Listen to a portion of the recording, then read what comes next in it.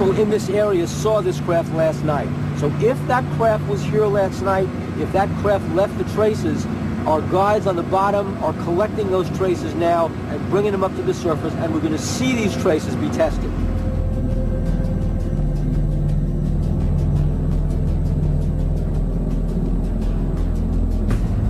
What was the visibility like down there? Very low, like 5 to 10 feet. Yeah, 5 to 10 feet. Too rough to see anything. Couldn't see much when we were down. Hopefully Pat's getting some footage, maybe some samples. While Uskut reported that he sensed something peculiar in the water, the conditions prevented him from seeing it. He did, however, collect samples for testing. Couldn't see a thing. Just my flashlight beam going into blackness. If there is someone who wanted a place to hide, that'd be a pretty nice place to hide. Nice and dark, nice and deep. I didn't feel like I belonged there. I didn't feel like I was supposed to be there. Due to poor visibility at this location, the team moves 4 miles downrange, even further into the channel. We're going to head out to another spot where, again, if you were trying to camouflage yourself, you're probably sitting right here in the best place to be camouflaged. With underwater visibility of less than 15 feet at the first location, the divers prep a more sensitive camera to record evidence in this deeper area. Here's your camera. I already got it in the housing. Okay. I'll set it up so it's especially sensitive to low light. If there's anything down there, you're going to see it.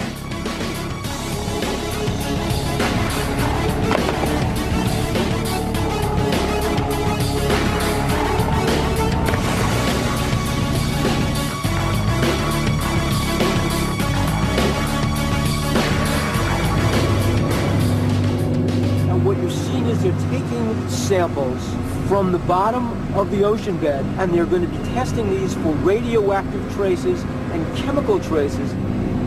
USOs leave traces. Maybe they're magnetic, maybe they're highly electrical charged. They're looking to test for electrical charges, for magnetism, and for radioactivity. The clearer conditions at this location help the divers collect samples. And this time, they find something unusual. I'm pretty satisfied with what we collected. We're gonna check it with the Geiger counter, see if they're reading hot. Great. So just open the lid on these. Negative. This one. Whoa, you got a lot of small samples here. Wow. All right, we got something. We got something. Due to the elevated Geiger counter reading, the team decides further testing is needed. All right, the rest we can do back in the lab. Awesome. So it's really no mystery why a USO would choose this particular area to hide in. They just can't be seen. We can't really know what the results will be until we analyze everything and put it all together. But it's all part of the process. What we try to do is test our hypotheses by setting up very controlled experiments, trying to eliminate variables. And out here, it's very difficult to eliminate all these variables that we deal with. So we're kind of on the level of just observing. And if anything comes up strange or worthy of continuing investigation, then we'll certainly be back out here, I think. Kevin will probably agree with me here, right?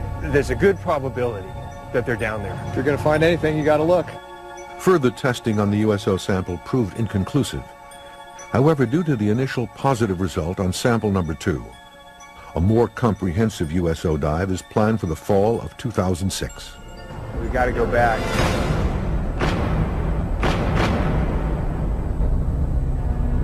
Coming up, we'll open the secret files of one of America's first nuclear-armed aircraft carriers, the USS Franklin D. Roosevelt, to uncover why she continues to be at the heart of the worldwide USO controversy.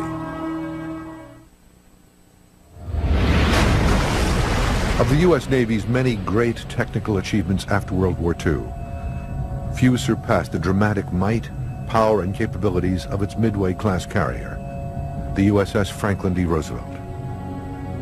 Commissioned on October 27, 1945 from the New York Naval shipyards, The 1,000-foot-long, 64,000-ton FDR was one of the first ships in the Navy's fleet to carry nuclear weapons full-time. The Franklin D. Roosevelt was a very capable ship in every stretch of the imagination. She was an experimental floating active laboratory for the entire Navy Department. According to many of the men who served aboard the FDR, the ship's sophisticated capabilities caused the carrier to be at the center of one of the great USO mysteries of the 20th century. I have no doubt about the existence of UFOs and their interaction with the Franklin D. Roosevelt, and there have been many other sailors out there who've had the same experience as I have had. There's probably a good connection with the USS FDR and the nuclear weapons and the UFO sightings. It was a magnet for UFOs. Chet Gruzinski served aboard the FDR from July 1958 until December 1960 as a fireman and metalworks engineer.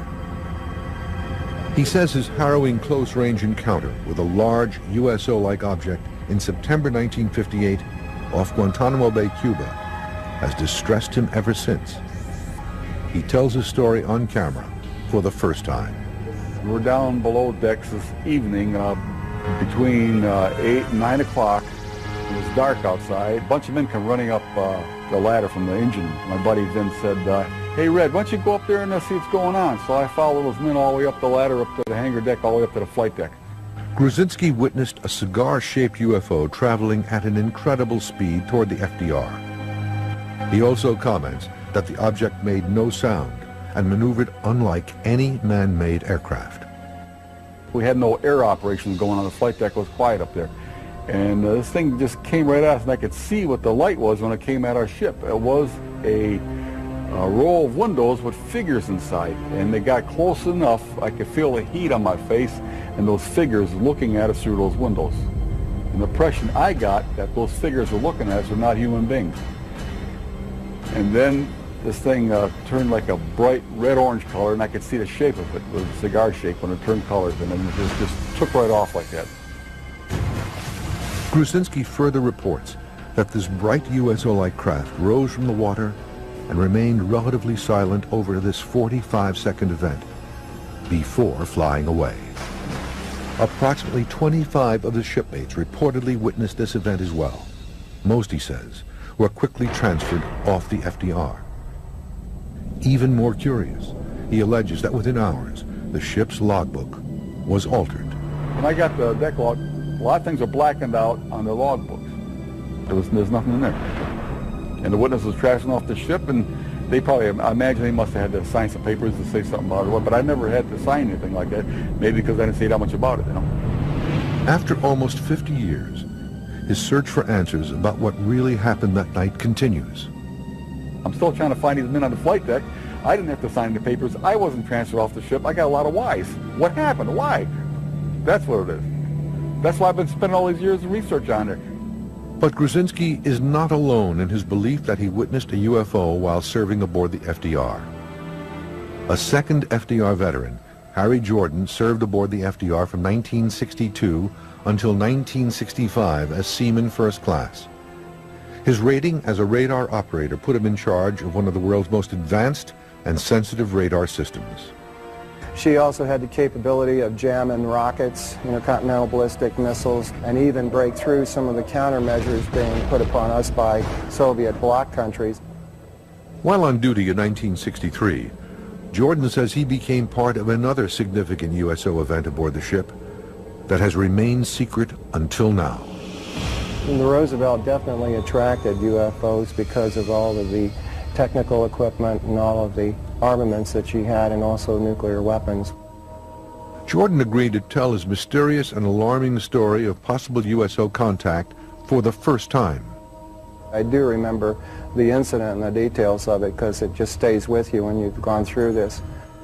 October 2nd, 1963, off the coast of Sardinia, approximately 2 a.m. Jordan stands watch over his radar monitor. All is normal on this unusually warm fall night. Suddenly and without warning, he says, a contact abruptly appears on his screen, an object 600 miles downrange at an altitude almost impossible for conventional aircraft to reach at the time, 80,000 feet. first blip came on at the beginning of about 2.5 hours into the watch. It was 600 miles from the ship at 80,000 feet. Then it came into 300 miles at about 35,000 feet, and then it came into about 10 miles at 10 to 15,000 feet from the ship off our port side. I reported it to the watch commander at the time, and he came over, went through the same process and confirmed it, and reported it to the officer of the deck on the bridge. Then the officer of the deck on the bridge woke up the captain after this contact started to move. An object on Jordan's screen begins moving at a speed and on a course that, he believes, would have crushed any man-made aircraft. This thing was covering 10 miles in just a few seconds, and it was traveling about 4,000 miles an hour. It was making right-angled turns, and it was almost like a Z pattern if you took about 4 Zs and lined it across your scope. So I could tell that she was going pretty fast, and then so when she stops, they didn't have any heat signature. Okay? This is highly unusual. After Jordan makes his report, he says the FDR's captain orders the launch of a pair of Phantom II jets to analyze the situation. They went to afterburners and then launched one right after the other. They left the Rosie and headed up on a course of about 012. So then I thought immediately that there might be something new going on here, because that wasn't following protocol as far as normal ship operations that I was used to. The Phantom jets, now about 20 miles downrange, still see contact with the object. Jordan reports that the blip on his radar screen continues to dive close to the USS FDR before it disappears in a literal flash.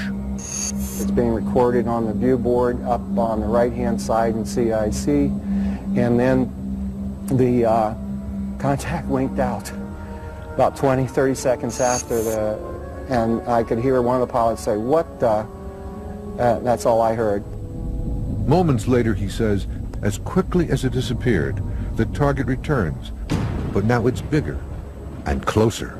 The Phantom II's landed, and then it winked back on again off the port side of the ship, and someone yelled out in CIC, you know, "What the hell is that?" And I bet you had 15 people out there with binoculars looking. 2:32 a.m. In full view of the FDR's crew, the USO reportedly hovers for a moment, several hundred feet from the ship, before disappearing. I saw the Z pattern, and it stopped. It winked out, and then it was gone. I know what the fingerprints are of the electronics on Soviet aircraft, Korean aircraft, Chinese, MiGs, you name it.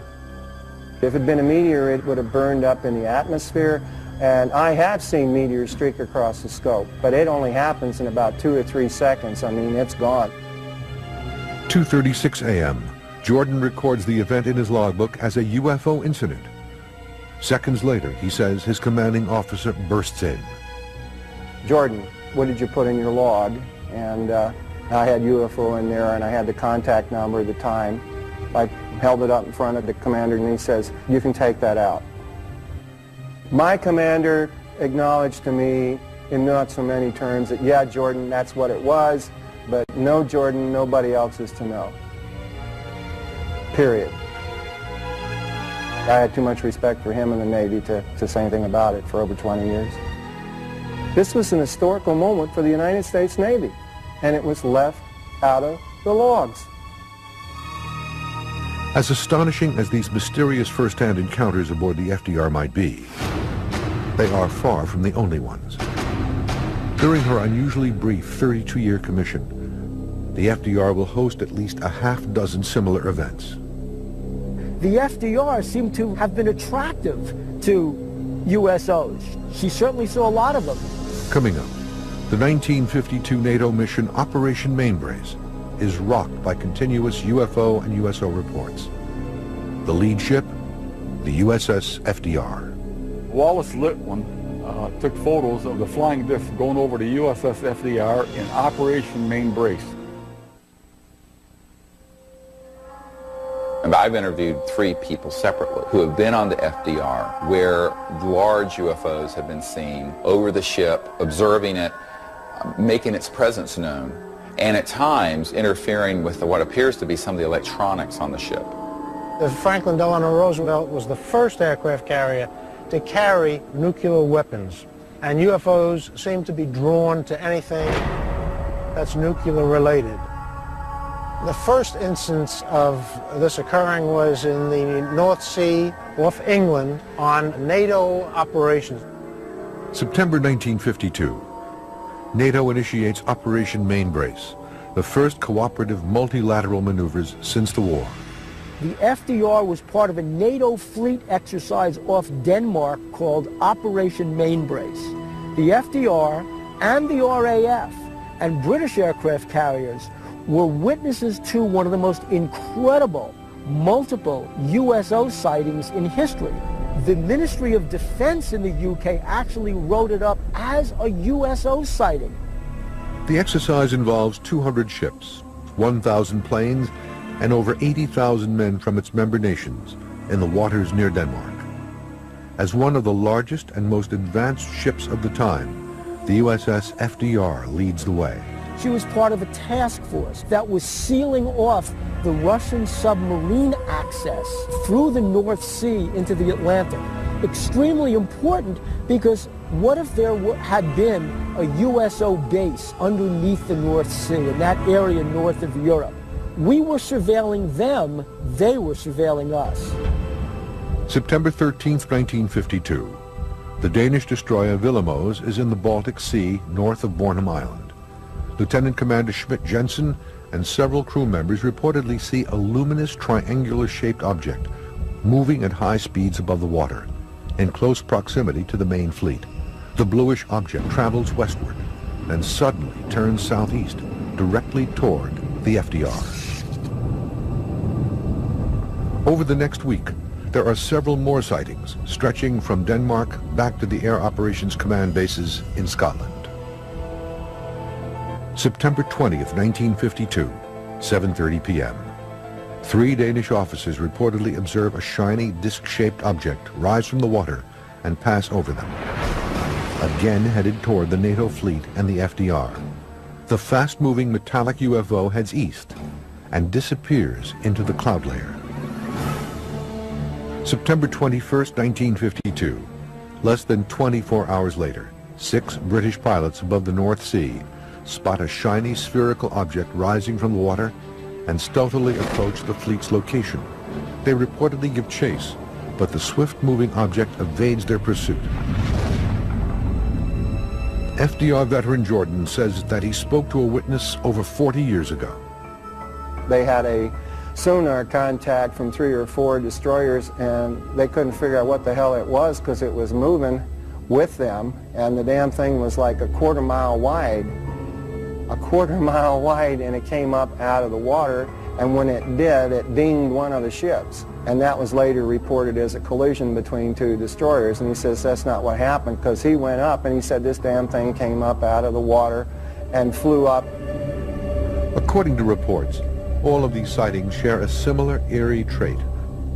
The witnesses uniformly feel that these USO objects, whatever they might be, are actually observing the naval exercises at close range. After Operation Mainbrace, there were so many sailors who saw the objects, and airmen from the RAF that saw the objects. This wasn't just 1 or 2 people. These were crew members on the USS FDR. So this is one of those very famous multiple sightings where everybody saw these objects. One journalist aboard the USS FDR during the operations had perhaps the very best view of this reported swarm of USO activity through his camera lens. September 20th, 1952, 11 a.m. Several crewmen witnessed yet another fast maneuvering spherical USO rise from the water to the sky just behind the fleet. Journalist Wallace Litwin, on board the FDR documenting the operation, points his 35mm Canon camera at the horizon and quickly snaps 2 images of a fast-moving disk that seemingly defies all laws of gravity. The images were believed to have been studied by the Navy, but no official report was ever filed. Wallace Litwin took photos of the flying disc going over the USS FDR in Operation Mainbrace. I got copies of his photographs there. It shows the object going over the ship, and you see the ship's superstructure and part of a wing of an airplane just like a bright light going to a ship with the full show, but they said it was like a disc light, some of the witnesses. USO sightings aboard the USS FDR during Operation Mainbrace were not exclusive to enlisted men and non-coms. Some believe that General Dwight Eisenhower may have even witnessed similar objects as a guest aboard the FDR. I have heard reports that Eisenhower was on the FDR when one of these sightings occurred. The people who are the serious witnesses to operations and events have been afraid to come forward, both because they've been threatened, they're also afraid of being ridiculed. According to experts, many documents involving Mainbrace remain classified. However, others have been released. Is there a motive for officials to keep 50-year-old events secret? The military, in fact, the militaries of all first world nations treat these things as threats. They say the fact that they can penetrate airspace, they can go into highly secure areas, they can outfly our fastest jets. Does that mean they're hostile? Although many FDR veterans and researchers suspect that the ship's advanced capabilities may have made her a target for otherworldly attention, some wonder, could all of this reported activity actually serve as proof? I have spoken with people over the years since my Roosevelt experience and that one, and I've seen the evidence firsthand. To those who have not had those experiences, you cannot know what you've yet to experience, and hopefully you'll believe that they are out there. Coming up, the architect of modern USO research, Ivan T. Sanderson's controversial discoveries and extraordinary USO cases. And later from Australia, two disc-like objects are witnessed leaving an impression on the surface of the water. Now, Ivan Sanderson, explorer, taking you into adventure. USOs in general are unidentified submerged objects. USOs have been in history for a long, long time, and an associate and friend of mine, Ivan T. Sanderson, did a study of them long ago. They are there all the time. They're in the data. They're a part of the phenomena. Even more frightening than extraterrestrials is what Ivan T. Sanderson said when he wrote the book Invisible Residents. They're not extraterrestrials. They're already here. To this day, the pioneering USO research by zoologist and former British spy Ivan T. Sanderson continues to astound and frighten experts and buffs alike. His controversial 1970 book, Invisible Residents, forever opened the world's eyes and ears to the murky realm of unidentified submerged objects. Sanderson proposes two primary theories about USOs and invisible residents. The first is that USOs are in fact here and have either evolved along with the Earth or have come from space and made a home in our oceans long ago. When you talk about underwater UFOs, you have to remember that 3/4 of the Earth's surface is covered with water. And UFOs are seen pretty much all over the Earth in every country. So it's not at all surprising that they're using the oceans, because we haven't even fully explored the oceans ourselves. Sanderson's USO theories lead to a stark prospect. If over 50% of UFO reports occur on or above water, as he reports, are over 50% of these UFOs in fact USOs? You know, UFOs are not just being seen over land. Ivan T. Sanderson said that 50% of all UFOs were actually being seen over bodies of water. Do USOs mean that living underneath the surface of planet Earth is a whole civilization of creatures, entities, aliens, for whom Earth is home, just as it's home for us on the surface? And these were residents who've been here for millions of years, probably before life evolved on the surface of the planet. As evidence of his second theory, Sanderson says there are several crucial points across the Earth, together forming an unseen invisible map, triangles that he refers to as vile vortices. By locating the areas where ships and aircraft reportedly disappear, Sanderson realized that the USO sightings correlate almost perfectly with the triangles on Earth, where it is believed that strange magnetic anomalies occur. He wondered if some of these unusual spaces, whether they were called triangles or, vortices or whatever, might have unusual animals, might have USOs coming in and out of them. Sanderson's vortices theory has a terrible dark side as well. The major areas of anomaly are the areas located in some of the most treacherous water regions on Earth.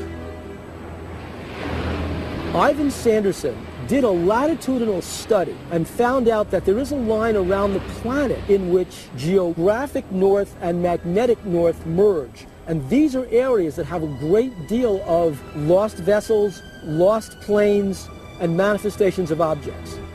After 17 years of research, Sanderson came to one startling conclusion. There is a clear link between the high number of USO reports and the areas of unusual gravitational or vortic poles on Earth. The specific areas where the two intersect are the mysterious triangle regions off Bermuda, Japan, and Australia. I think it's about time that somebody does go into this thing instead of just sitting sadly and saying it doesn't exist, or saying it's a forgery, go ahead and prove it. According to Sanderson, this link is no coincidence. He believes that the unusual magnetic hotspots on Earth and high number of USO sightings are connected, and for a reason. In fact, some USO researchers have interpreted the vortices as likely locations of USO bases. Where he began to think about underwater bases. Are they aliens from outer space? Are they really interacting with us? And I believe that over time, at various times, there have been concentrated areas of extraterrestrial facilities that are based underwater, very deep and undetectable, where they've been observing what we're doing. USOs might be indigenous to planet Earth. They were even here before we were. A remarkable yet virtually forgotten USO case from Sanderson's research is the mysterious St. Andrew incident off the coast of Nova Scotia, Canada, on October 30th, 1906. One of the great cases from the early part of the 20th century is the SS St. Andrew. She was a vessel that was crossing the Atlantic on her way to Hamburg. She was off Halifax when not only her crew, but passengers aboard that ship sighted a UFO. Sanderson reports that at 4:30 p.m. the ship was bombarded by a huge flaming object that zigzags through the sky, falls into the water, and disappears. But according to his reports, it couldn't have been a meteor, because meteors do not zigzag and move with apparent intelligent control. The story was even covered in the New York Times. First Officer V.E. Spencer says, quote, "I have seen meteors all over the world, but never such a large one as this." Throughout Sanderson's career, a cloud of mystery drifted around him. Sanderson was a part of the British intelligence service, but what we're really cloudy about is a lot of his friends were in the OSS, which was the precursor to the CIA, and then, as we can tell from some of his books, Sanderson had a direct connection to the Office of Navy Intelligence and was getting information from them. Until his death in 1973, Sanderson traversed the globe in search of underwater submerged objects. Today, some USO experts believe his research was provided to him by highly placed government sources. Many of us wonder, was Sanderson still in the intelligence services? Was he still going on some of his expeditions, some of his explorations, and using part of what he was doing to feed back to his old friends in intelligence services, but also getting new information for his books from them too? At the end of his life, weakened by cancer, Sanderson fell victim to friends and enemies alike who coveted his research. A lot of people would back their station wagon up to his bunkhouse and said they were going to borrow files and never brought them back. Speculation continues in various circles about whether secret government operatives removed Sanderson's files, thereby destroying the best cache of deep-sea UFO evidence ever collected. In the beginning, Ivan Sanderson was thinking about USOs as creatures that were in the air, that came into water. Towards the end of his career, he also had to engage in thinking about them as possibly intelligent craft from outer space. Coming up, an eyewitness report of two massive disc-like objects emerging from an Australian lagoon and leaving evidence in its wake.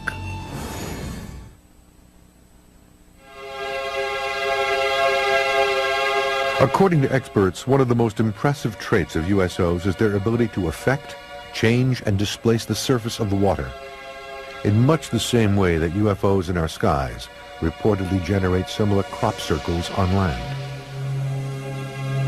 An interesting aspect of USOs is the fact that they leave a physical presence on the water. USOs create the same kind of effect over water, over ice. So there's a real similarity between the physical trace evidence of a USO landing and a UFO landing on planet Earth. It's like if you took a glass and stuck it in water, right? Well, now you have a hole on the water. To USO researchers, the most impressive and well-publicized water crop circle case is the Tully water nest case, which occurred in northern Australia in January 1966. This Tully's Nest story was one of the most publicized USO/UFO events in Australia. In fact, it had much the same kind of publicity that Roswell had here in the United States because everybody was involved, the military, the newspapers. It became a tourist attraction. People made pilgrimages to Tully's Nest to see where the USO came out of the water. Over the past decade, Australian researcher Bill Chalker has conducted the most intensive study of the Tully case. At 9 a.m. on January the 19th, 1966, young farmer George Pedley was driving a tractor through a neighbouring farmer's property, a place called Horseshoe Lagoon near Tully in far north Queensland. And he first started to experience some problems with his tractor. It seemed to be sort of missing and as if it was about to stop on him, and then he heard this high-pitched hissing noise, and he looked in the direction of where this noise was coming from, and at about 20 to 30 feet away, rising from the lagoon, was a sort of a dish-shaped metallic-looking object that rose up to an altitude of about 30 to 40 feet, and then appeared to go into a shallow dive and take off at high speed. George Pedley described the object as appearing like two massive dinner plates stacked atop one another, about 30 feet in width and 12 feet in height. It was a media sensation for quite a number of weeks, with sort of correspondents appearing, giving kind of on-the-spot reports, and there was even international coverage of it, and it was described in the press as a flying saucer nest. This nest contained evidence of a reported USO touchdown, a distinctive imprint left behind on the surface of the lagoon. The whirlpool effect in the water lasted for days and days after the USO took off. The Navy tested it, scientists tested it. A lot of tests were done on it and analyses were done on it, and there were all kinds of theories. And what they found was nothing could explain the water impressions. In his numerous interviews and investigations over the years, Chalker found George Pedley to be a unique USO witness. George Pedley impressed me as being a very credible kind of witness, a typical kind of North Queenslander type cane farmer character, really the last kind of person you'd expect to come out with a story like this. During the various public and private investigations in Tully over the subsequent weeks, at least a half-dozen other water nests were identified in the area. Water samples were sent to the physics department at the University of Brisbane for radiation testing. A reed from the center of the water nest tested positive for beta radiation, but within days the sample mysteriously disappeared. Research into the Tully case continues to this day. With no shortage of USO cases in the past and present, many continue to wonder why these objects are here. and what could possibly be next. My belief is you got this big universe and all these different planets. I mean, anything is possible. Why should we be the only intelligent beings? Some researchers interpret the recent events involving USOs as something more sinister. I believe that there are extraterrestrial civilizations who have been watching our development over the last 100 years with knowing there's a lot of promise, but also a lot of risk. There's no doubt about it, there's something going on. They're covering this stuff up, they're lying, and I would like to see congressional hearings in Washington to cut the crap and see what's going on, you know? Does it mean that somehow there's an event coming on planet Earth, cataclysmic, end of time, and somehow the USOs are coming out of the Earth because the Earth itself is in trouble? Maybe we're nearing the end of days.